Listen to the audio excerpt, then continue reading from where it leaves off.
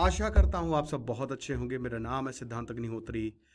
Study gloss पे आपका बहुत बहुत स्वागत है। 29 अगस्त करेंट अफेयर्स। चलिए, तो सबसे पहले तो दोस्तों आज चैलेंज कूपन कोड ख़त्म हो जाएगा, तो मान के चलिए कि इसमें आपको 30% ऑफ मिल रहा है, तो फटाक से ये कूपन कोड लगाएं और सिर्फ 500 रुपये का course 100 days challenge to stop porn addiction. आप समझ रहे हो, 100 दिन का ये शानदार चैलेंज जो हम आपको देंगे और कमाल हो जाएगा, राइट। तो ये आप मान के चलिए कि ये कोर्स आपकी ज़िंदगी बदल देगा। और कॉम्बो भी ले सकते हो, उसमें 1 साल की वैलिडिटी है। और हमारा 10,000 MCQ का कोर्स चल ही रहा है। तो आज इन 5 करेंट अफेयर्स पे हम काम करेंगे। जन धन योजना याद है? किसको किसको याद है जरा कमेंट बॉक्स में बता दो। 2014 जैसे ही प्रधानमंत्री मोदी जी आए थे, 28 अगस्त 2014 को उन्होंने जन धन योजना निकाली थी। 10 साल हो गए हैं प्रधानमंत्री जन धन योजना के कल, और यही बोला है कि 3 करोड़ नए अकाउंट जो हैं वो और ज़्यादा खोले जाएंगे इस साल। ठीक है, तो अभी कितने अकाउंट है ये इंपॉर्टेंट है बहुत ही। जीएस पेपर 3 के लिए ये सवाल आएगा, मान के चलिए आप। तो अभी जो नंबर ऑफ प्रधानमंत्री जनधन योजना में अकाउंट है वो लगातार ग्रो किए हैं। 14 करोड़ 72 लाख थे 2015 में, ये आज 53 करोड़ 13 लाख पे पहुंच गए हैं।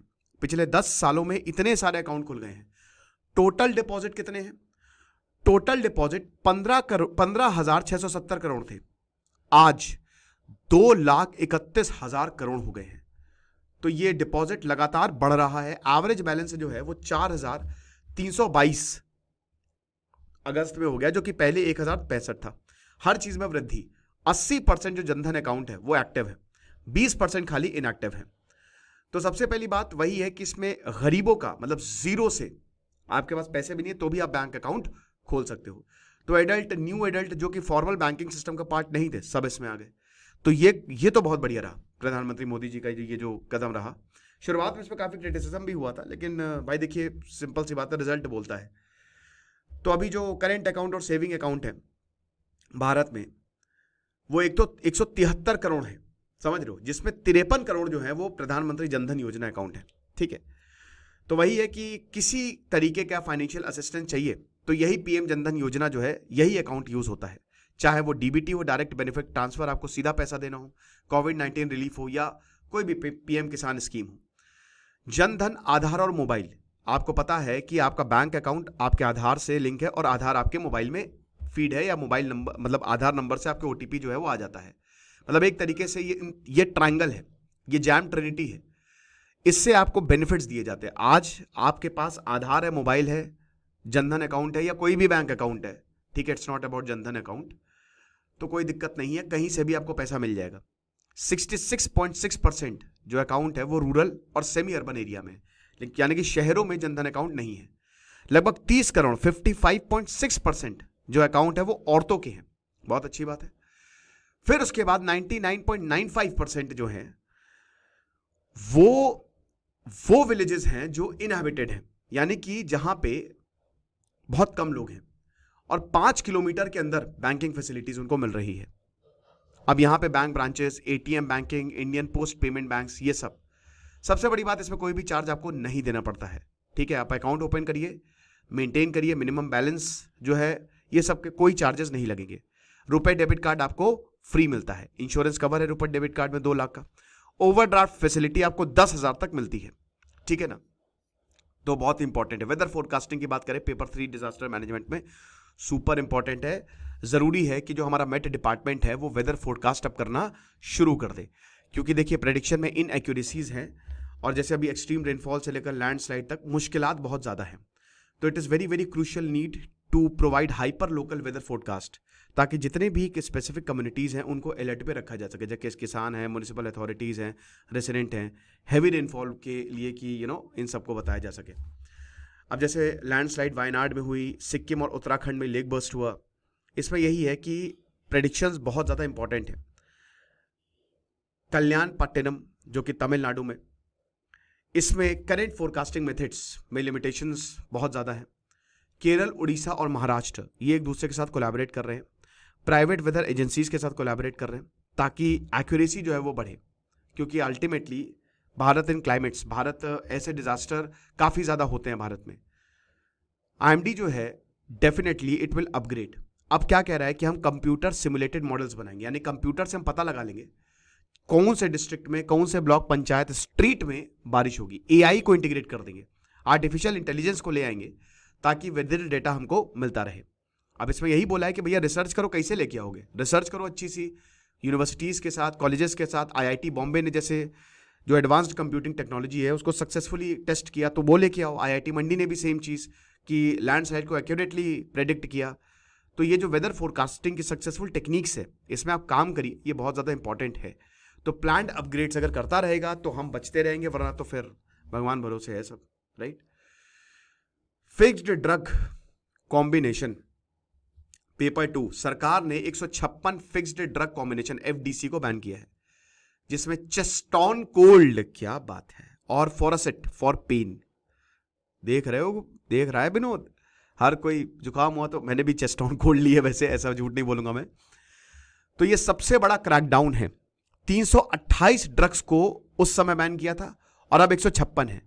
अभी तक 2014 से 599 एफडीसी ड्रग्स जो हैं वो बैन हो गए, जिसमें एफडीसी का मतलब होता है फिक्स्ड ड्रग कॉम्बिनेशन, अलग अलग ड्रग्स का कॉम्बिनेशन।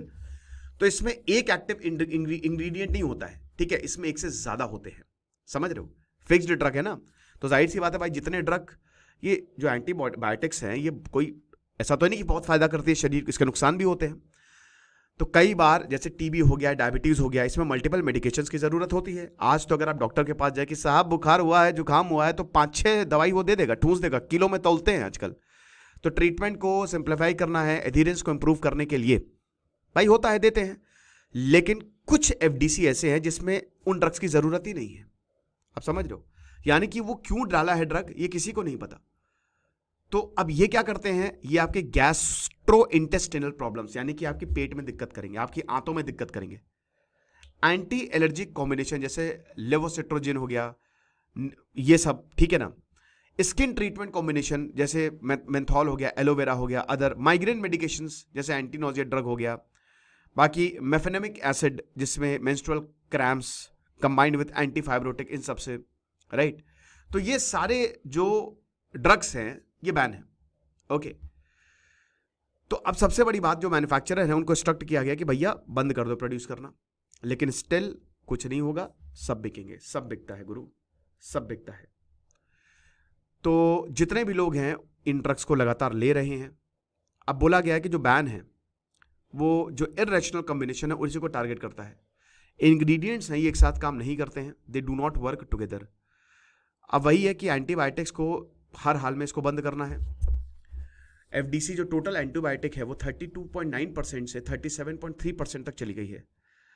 भारत की अगर बात करें तो अभी इस समय बहुत सारे एफडीसी जो है वो बिक रहे हैं। 41.5% जो एंटीबायोटिक्स है दे आर सोल्ड इन 2020, और इसको बोला कि they are not recommended by WHO, okay. सबसे बड़ी दिक्कत ये है कि भारत में सब बिक रहा है, बहुत तगड़े से बिक रहा है, कोई ट्रायल नहीं, कुछ नहीं। और वही है कि जो अभी 2019 के नए ट्रायल्स रूल्स आए हैं कि तो सबसे पहले तो जो भारत का सेंट्रल ड्रग रेगुलेटर है आप उससे इसको पास करवाइए। 2014 में कमेटी सेटअप की थी, अभी इस समय 3450 एफडीसी हैं, जिसमें से 963 बोले कि बकवास है ये। अब 400 उनमें से 499 को बैन किया गया है, ठीक है। 2012 में पार्लियामेंट्री पैनल ने बोला था कि बहुत जरूरी है कि इररेशनल ड्रग, जिसका कोई मतलब ही नहीं है, जो सिर्फ नुकसान करेगा, इसको हटा दो, और इसीलिए फैसला लिया गया है। ओह क्या बात है। एक स्कीम की हम बात करेंगे, unified pension scheme. Unified pension scheme पे मैंने प्रॉपर लेक्चर लिया था। 1 अप्रैल 2025 से ये लागू हो जाएगी, और इसको मैंने बताया भी था कि न्यू स्कीम, ओल्ड स्कीम और यूनिफाइड पेंशन स्कीम क्या है, ठीक है ना। तो सबसे बड़ी बात, जो नेशनल पेंशन स्कीम है, इसको लेकर पिछले 20 सालों से बड़ी दिक्कतें थी, लोग जो है वो काफ़ी ज़्यादा परेशान थे। 2004 में अटल बिहारी वाजपेयी इसको लेके आए थे। इससे पहले ओल्ड पेंशन स्कीम चलती थी। तो मैं आपको फटाक से फीचर बता देता हूं। अब new pension unified pension scheme आ गई है। अब जिन लोगों ने 2004 से नेशनल पेंशन में है, मतलब वैसे तो अब जो है उनको तो यही मिलेगा, अगले साल से यूनिफाइड में ही आएंगे, लेकिन पिछली बार से मतलब 2004 में भी अगर कोई है तो वो आ सकता है, कोई दिक्कत नहीं है, और जो उसको पैसा नहीं मिला वो मिल जाएगा, एरियर्स विल बी क्लियर्ड। तो मैं आपको बता देता हूं, सबसे पहले तो फिक्स्ड पेंशन मिलेगी आपको, ठीक है। कहने का मतलब ये है कि अगर आप मान लीजिए कि कम से कम मिनिमम आपने 25 साल तक, मिनिमम 25 साल तक आपने नौकरी की है, ठीक है। अब सरकारी नौकरी आपने 25 साल में ज्वाइन की और आपको 55 साल हो गए, तो 25 मतलब टोटल 30 साल हो गए, मिनिमम 25 साल का क्राइटेरिया मीट। तो पिछले 12 महीने, पिछले एक साल में आपको कितनी सैलरी मिल रही थी? मान लीजिए पिछले एक साल में सैलरी का एवरेज निकलता है एग्जाम्पल के तौर पे 1 लाख रुपए महीना, तो आपको 50%, 50,000 रुपए महीना आपको पेंशन मिलेगी। समझ रहे हो? अब अगर मान लो कि जैसे आपने 25 साल में नौकरी की और आपने 40 साल में छोड़ दी, यानी कि मिनिमम 10 साल तक तो आपको नौकरी करनी ही करनी है, और 25 साल के 10 साल के आगे और 25 साल से कम, तो फिर उसके बाद जो भी उस समय आपकी सैलरी होगी उसी हिसाब से आपका जो अमाउंट है वो एडजस्ट किया जाएगा। 10 साल तक आपको काम करना है, आपको एश्योर्ड पेंशन 10,000 रुपए मिलेगी ही मिलेगी। एग्जाम्पल के तौर पे मान लीजिए कि आपने 25 साल में ज्वाइन किया और 37 साल में छोड़ दिया, अब आपकी सैलरी सिर्फ 15,000 थी, तो 15,000 के हिसाब से तो आपका काफी कम बनेगा, 7,500-8,000 के करीब बनेगा। लेकिन नहीं, 7,500-8,000 आपको नहीं देंगे, आपको 10,000 रुपए तो मिनिमम मिलेगी ही मिलेगी पेंशन। तो ये है हिसाब किताब। अगर मान लीजिए कि किसी की डेथ हो जाती है, कोई इंसान है किसी की डेथ हो जाती है, तो 60% जो है, जो भी आपको मतलब है, वो आपके फैमिली मेंबर्स को जाएगा, ठीक है ना। फिर इन्फ्लेशन, महंगाई के हिसाब से चीजें एडजस्ट होंगी, ठीक है। लमसम अकाउंट, देखिए क्या होता है ना कि रिटायरमेंट के बाद आप पहले पीएफ होता है, तो देखिए आप यहां पे जो आपको पूरा का पूरा अमाउंट मिलेगा वो 1/10 ऑफ द मंथली एमोलमेंट्स, ठीक है, और हर 6 महीने पे इसको जो है वो रिव्यू किया जाएगा, यानी कि आप पैसा निकाल सकते हो। अब बैकग्राउंड की बात करें तो 2004 में आया था। ओल्ड पेंशन स्कीम बहुत सिंपल थी, उसके बाद न्यू पेंशन स्कीम आई। ओल्ड पेंशन स्कीम में पूरा का पूरा कंट्रीब्यूशन आपकी सरकार करती थी, लेकिन इसमें आपकी सरकार नहीं। ओल्ड जो न्यू पेंशन स्कीम है, नेशनल पेंशन स्कीम भी जिसको बोलेंगे हम, 2004 में, उसमें आपको भी कुछ जो है वो कंट्रीब्यूशन देना पड़ता था, ठीक है ना। तो ये हिसाब किताब है। तो ओल्ड पेंशन स्कीम से ये काफी ज्यादा शिफ्ट है। और अब यूपीएस जैसे इसमें एश्योर्ड पेंशन की आपको पेंशन मिलेगी ही मिलेगी, कॉन्ट्रीब्यूटरी है ऐसा नहीं है, लेकिन इस बार सरकार का कॉन्ट्रीब्यूशन ज्यादा हो गया, ठीक है ना। ऐसा नहीं जैसे ओल्ड पेंशन स्कीम में क्या था कि उसमें सरकार ही पैसा देती थी, इसमें आप भी पैसा दोगे, सरकार भी देगी, लेकिन सरकार नेशनल पेंशन की में शायद 10% के करीब था, इसमें 18% हो गया। समझ रहे हो? तो 800 करोड़ के करीब है पहले साल। और अब देखिए क्या हो गया कि जैसे यूपीएस को इंप्लीमेंट करना है तो 800 करोड़ रुपए लगेंगे, और उसके बाद फिर 6,500 करोड़ के करीब, 6,250 करोड़ के करीब लगेंगे। अब याद रखिएगा कि जो रिटायर हो गए 2004 के बाद, अब बोलेंगे कि सर हम तो एनपीएस में थे, कोई बात नहीं, परेशान होने की बात नहीं है। मान लीजिए कि जो भी आपको पैसा मिला और अभी यूपीएस के तहत जो आपका पैसा बन रहा है, जैसे मान लीजिए कि आपको पैसा एग्जांपल के तौर पे 2004 से लेकर 2014 तक, हम सपोज करते हैं कि कोई 2004 में रिटायर हुआ और वो बंदा रिटायर हुआ, अब उसको 20 साल तक टोटल पैसे कितने मिले, मान लीजिए कि 10 लाख, अब उसके बन रहा है 12 लाख, तो आपको 2 लाख एक्स्ट्रा मिल जाएंगे। इसमें ये बोला है, तो जो एरियर्स है वो एडजस्ट कर लिया जाएगा। ओके, तो ये हिसाब किताब। यूएलआई लॉन्च हो गया भाई, यूनिफाइड लेंडिंग इंटरफेस, यूपीआई की तरह अब आपको तुरंत लोन मिल जाएगा, ठीक है। तो गवर्नर ने यही बोला है कि यूनिफाइड लेंडिंग आप करिए, लेंडिंग करिए, जितना करना है करिए, जितने पैसे लेने हैं लीजिए, ये हिसाब किताब है। तो डिजिटल पब्लिक इंफ्रास्ट्रक्चर की तरह जैसे यूपीआई था वैसे यूएलआई है, रैपिड डिजिटाइजेशन को ये दिखा रहा है, और सेंट्रल और स्टेट गवर्नमेंट का डेटा है उसको इंटीग्रेट करेगा। Banks, credit information company, digital identity authorities, इन सबको देखेगा। और अभी आइसोलेटेड सिस्टम में है, जिसकी वजह से डीले और इनसफिशिएंसीज हमको देखने को मिलती है। तो ये हो जाएगा, सीमलेस होगा। ये जो फीचर्स है यूएलआई के, सबसे पहली बात डेटा फ्लो होगा ना, वो बहुत ही बढ़िया होगा, ठीक है। जैसे यूपीआई में होता है ना, कोई दिक्कत नहीं है। मल्टीपल सर्विस प्रोवाइडर्स होंगे जिसमें स्टेट लैंड रिकॉर्ड्स भी आएंगे। इसमें जो क्रेडिट अप्रेजल्स है वो एक्सपीडाइट होगा। एपीआईज की बात करें तो जो प्लेटफॉर्म है that will utilize common and standard application interfaces, कोई दिक्कत नहीं है। तो प्लग एंड प्ले मॉडल होगा जो कि यूपीआई में हमको देखने को मिलता है।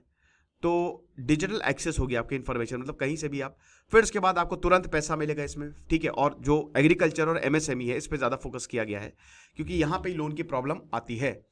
तो यहाँ पे जो शक्तिकांत दास उन्होंने यही बोला कि देखिए जनधन, आधार और मोबाइल काम कर ही रहा है, जो मैंने अभी आपको समझा दिया। यूपीआई भी है, और अब यूएलआई जो है वो एक और बहुत बढ़िया, इट विल रेवोल्यूशनाइज एक तरीके से।